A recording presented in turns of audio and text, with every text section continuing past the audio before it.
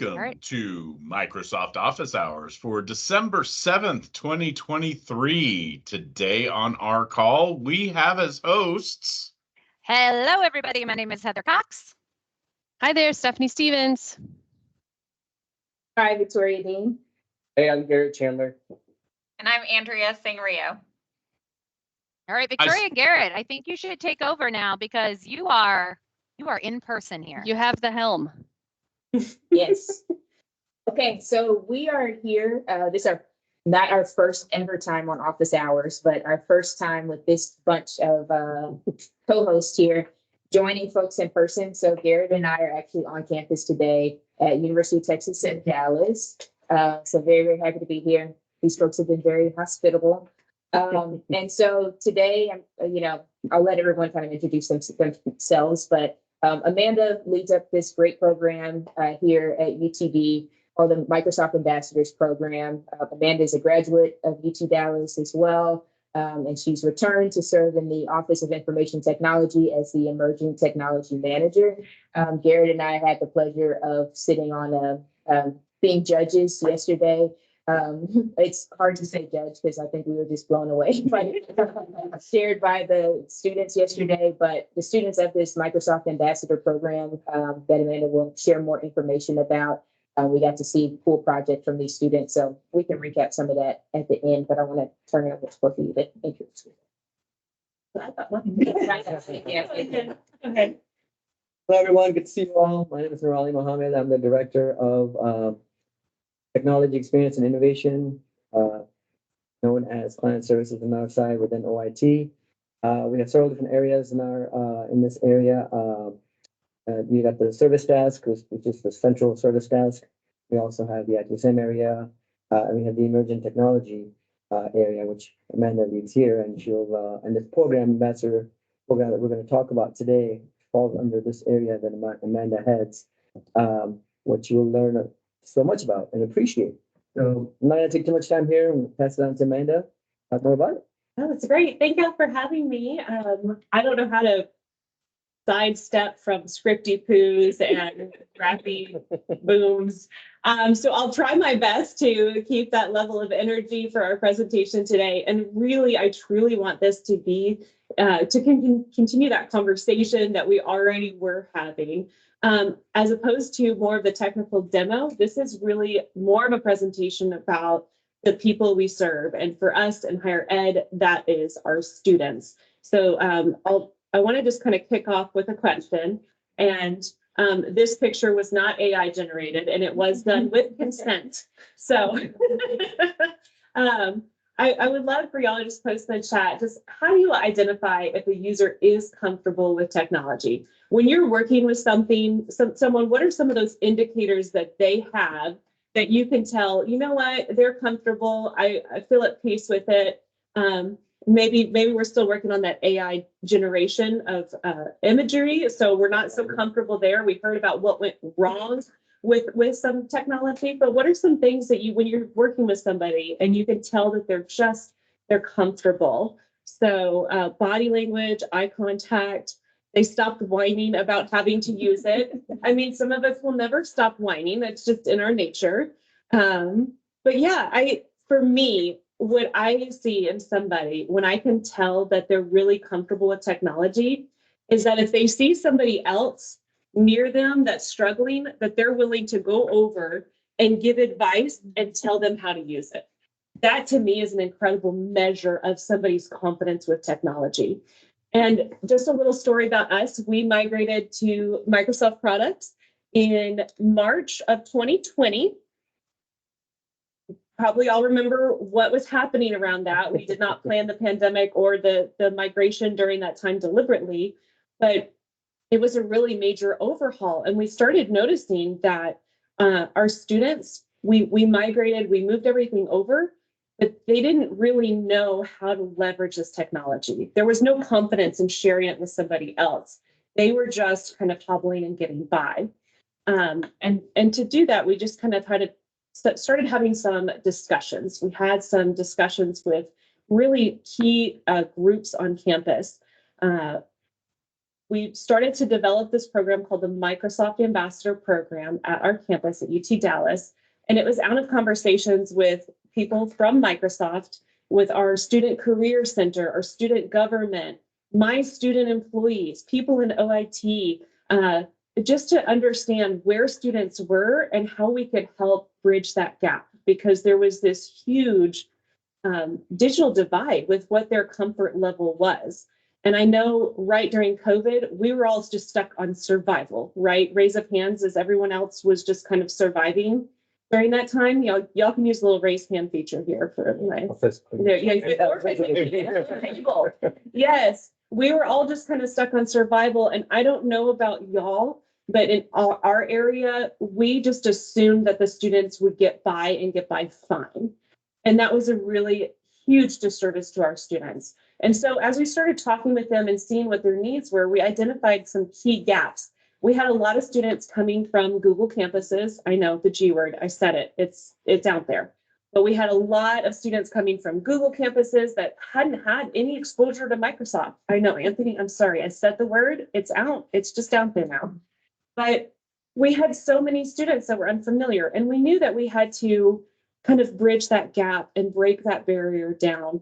And so this program was an opportunity for us to help with micro-credentialing, to help with their future employment, which is kind of important to students, despite what people say about them. Mentorship, it was a great opportunity to kind of get side by side with them. And they were able to then become champions of Microsoft products on campus. Because again, the thing that I feel identifies you as a power user is your willingness to share it, right? That willingness to tell somebody else how they can make improvements. So we created this ambassador program, and I will say that we try to use, of course, Microsoft tools to promote it, to engage with people about it. So I put together a sway. I'm gonna ask another raise hand feature. How many people here, by raise of hands, have used Sway or put together something in Sway? And I'm gonna let those hands build. I'm gonna talk a little bit. Garrett, you've got to keep it up now. So it just looks like I've got about 8-ish plus Garrett's hand that went up and down. So I put all of our program information on Sway. It was a great, easy tool to use it just like a website. Students got exposed to that way. They would submit an application on forms, because after we did a pilot of this program, it actually took off.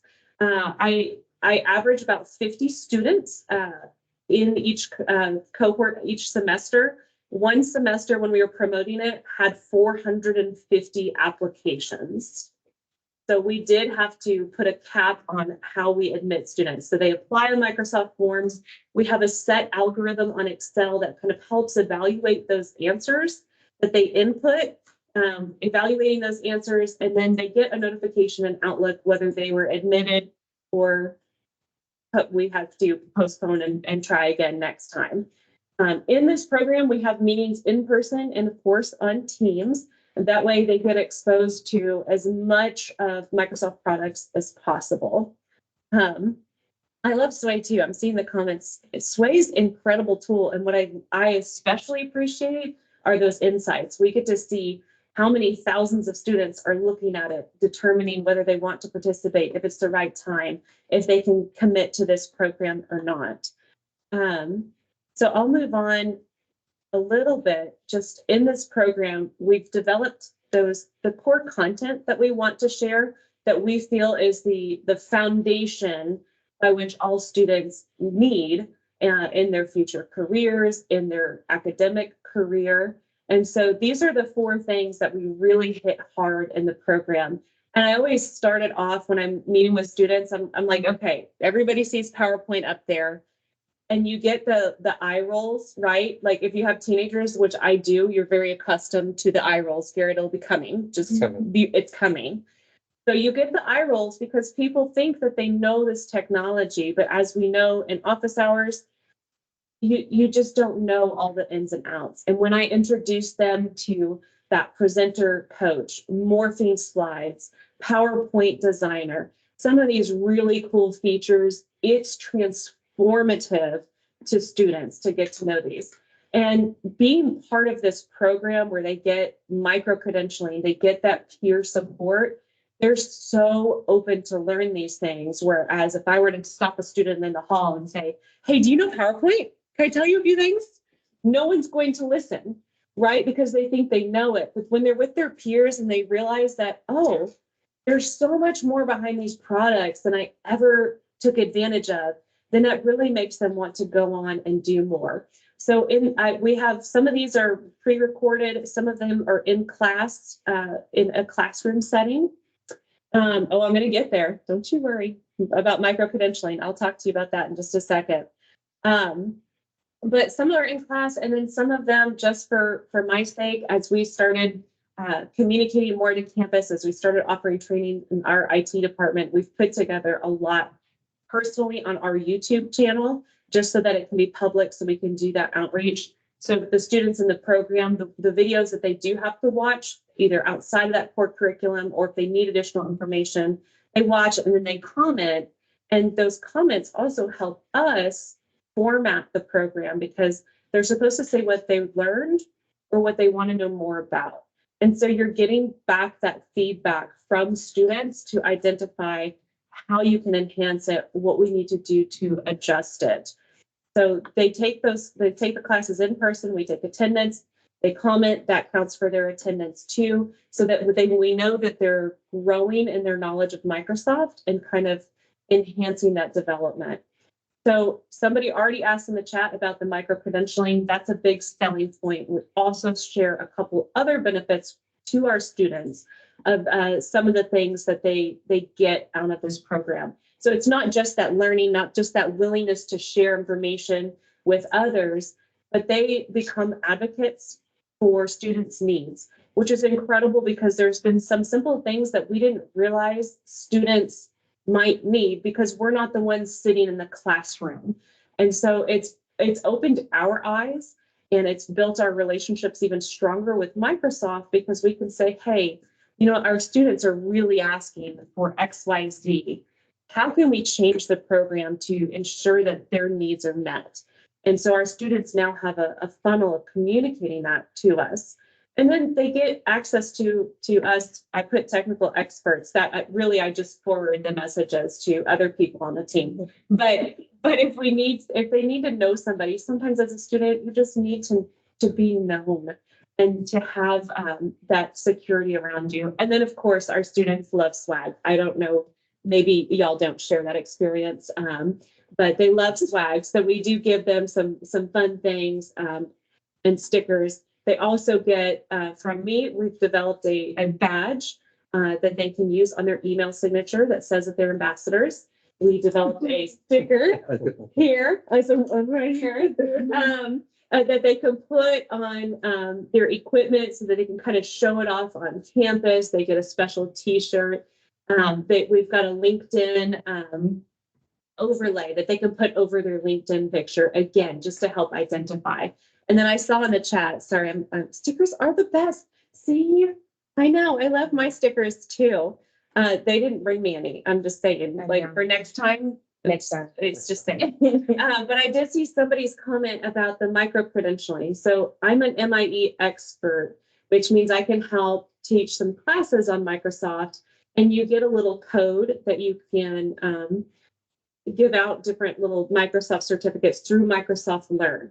So that's the micro-credentialing. We're using Microsoft Learn. Again, that gets them on it. It continues their journey to learning Microsoft. It helps them if they're wanting to go on and actually earn an actual certification, then they can log in. They already have their account built. They get those certificates, and the Microsoft Learn is amazing because you can print it out or you can get it electronically, which they then put on LinkedIn and share about the program. So this whole program just kind of is self-perpetuating because it keeps the students talking about what they learn. It keeps them sharing, and it gets other people asking. So I kind of went over the why behind it, how we have the classes, and now I want to move into the more of the technical application that the students get to do within this program. we, at the very end of their semester in learning and researching different Microsoft products, they host a presentation. And they do that in front of celebrity judges who come in to hear about the things that these students have learned. And here's a really cool thing that what we do. The prompts that they have for their presentations are real issues that we have in IT. These are real problems, real tickets that I have received from users having some sort of an issue, such as a user that has a number of videos and needs to quiz on the assessment after a user has watched it and get something generated to their email to confirm that the completion of those videos is done. Or we've gotten some from student affairs saying, we've got all of these student orgs, they're so hard to find. We need a centralized site where you can see all of them. These are all real issues that we have that they have to come up with a solution. We don't give them a solution. We just pull from our experiences, our references, and give them a problem. And that's where they get to do what we call the SOS, which is show off skills, because they go from the not knowing, that needing that emergency crisis, right? Wanting to call for help, to being the one that's actually resolving that problem. So just kind of circling it back, so I want to leave plenty of time for questions and for feedback as well. For us, how we measure that successful adoption of this program, for us, it's really seeing them in those presentations. It's seeing how they have gone from not knowing some of these tools to being able to present using these tools, and above and beyond that, by taking real use cases and coming up with solutions that make a direct impact on our business processes. And these are important skills that they then are able to list on their resume as coming up with some of these credentials as well. So I do want to, I mean, I've talked a lot about this program, but I'd love to hear too, just since y'all were able to hear from the students themselves, what kind of stood out to you, or what was a surprise to you when you were hearing the students talk about what they learned? First off, let me just say kudos to you and the entire team that put this together, because I was kind of shocked just by what they were doing. So guys, this wasn't just PowerPoint and Word. I mean, this was Power Automate, Microsoft Lists, Stream, and using it in very creative ways. I think when we heard some of the prompts that you had provided the students, Yes. when she says that they're real life prompts that she sees in IT, it's real life things that we see at Microsoft, that they're actually doing, they're solving real challenges using Microsoft applications. So actually learning Power Automate and designing flows and watching the Microsoft services, really the whole ecosystem, come together and interact together to actually solve business problems, right? And challenges that, I mean, this is what we do. But just watch it from the student's perspective and just see kind of this light bulb moment of, wow, this is, I mean, we heard it repetitively from the students. I had no idea it could do this. I had no idea Power BI could visualize the data like this, right? It was a really cool moment. I think it even grounded me just in our mission and what we do for education, and being able to walk away and say, like we are making an impact, and these tools do offer the productivity that we say we do. So I mean, just kudos. I don't know if you want to add anything to that, but Yeah, that was fine. ditto Garrett for sure. But also I want to highlight, and Amanda might have said this already, that this is a course that Amanda is leading that is not for credit, right? This is not an elective that students have to take. This is volunteer on both parts, right? This is not Amanda's traditional job. So I, first of all, just want to thank you again for all of the work that you put into this when this is not what you were hired to do. And also, again, the students, we think about, there's this big debate now around practical skills of going into a workforce versus higher education. Do students need to go to college, et cetera, et cetera. So I think it's awesome that you are providing students an opportunity to learn the Microsoft tools, to get these certifications. And as students are giving these presentations, they're calling out, this is my major and this is how I see myself using this in the real world. And, you know, we're happy to be here to validate, again, to Garrett's point. Yes, I had this question 2 weeks ago, right, from a customer, and you're actually here solving it with this. So it was amazing to see. It's amazing to see the passion from Amanda. And, you know, I hope that this is something that, again, folks here are inspired about, and we're talking about how we can further this and partner with you all to, again, getting the word out there. The best teachers, honestly, are the students for these sorts of things. When we think about adopting our tools and empowering them for the future workforce stuff. Thank you for letting us be a part of this program. This was amazing to see. So yes, definitely want to open it up to questions. Again, I don't want to put Amanda on the spot, but in having some conversations offline, I feel like you would be happy to share some of the things around curriculum and things like that, if other folks are interested in bringing this to their institutions. And just in case anybody that's listening in and watching the chat does not know, my comment is a joke because I am a former educator. I said, wow, an educator going above and beyond and doing something they're not required to do, shocking. That is like every educator I've ever known does that. So that is incredible and amazing. And thank you simply for doing that for your students, because that's just wonderful. Any questions? I don't know that I see questions. I see lots of great job, well done. But yeah, that's what we've got. So that is, and so let's end it on a great job, well done, incredible. I love that this is, since I have personally been doing office hours, this is the first live like presenter and office hours hosts in the same place. So to me, that's me. I know y'all said that they did it before we got here, but I'm loving that I get to see it. And also, just random aside, unrelated, for those of you on the new teams, if you didn't know about this feature, because I did not, this is, they take your regular background and what did Robin call it, you guys? Garrett and Victoria, were you on the call when what is it called? Somebody was on the call. It's some sort of a filter. It's under effects. Oh, decorate. It's called decorate. So you basically, you go into the new teams, you hit decorate, and you can give it a thing. And yeah, look at it decorated. I was like, okay, I like this. You know, so you can have a background that's you, but you know, a little fancier. So, you know, good times.